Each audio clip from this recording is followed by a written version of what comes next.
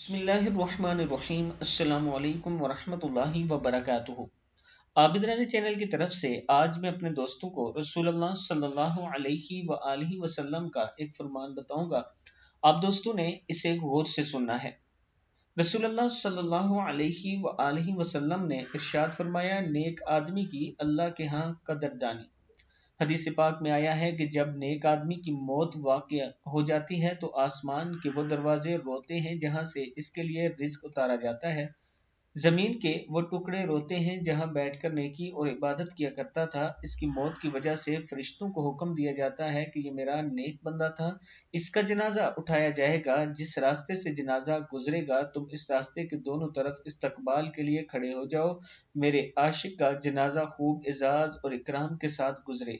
सुबहान अल्लाह, कितनी अजीब बात है कि घर से लेकर कब्र तक दोनों तरफ फरिश्ते इस्तकबाल कर रहे होते हैं। हदीस पाक में आया है कि हज़रत साद रज़ी अल्लाह तआला अन्हु के जनाजे में शिरकत के लिए इतने फरिश्ते उतरे कि नबी अकरम सल्लल्लाहु अलैहि व आलिहि वसल्लम पंजों के बल चल रहे थे कि किसी ने पूछा, अल्लाह के नबी सल्लल्लाहु अलैहि व आलिहि वसल्लम ये क्या? फरमाया, इतने फरिश्ते आसमान से उतर आए हैं कि मुझे पाँव रखने की जगह नहीं मिल रही।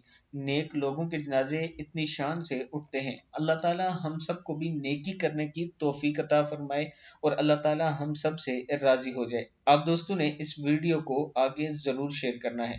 अस्सलामु अलैकुम वरहमतुल्लाहि वबरकातुहू।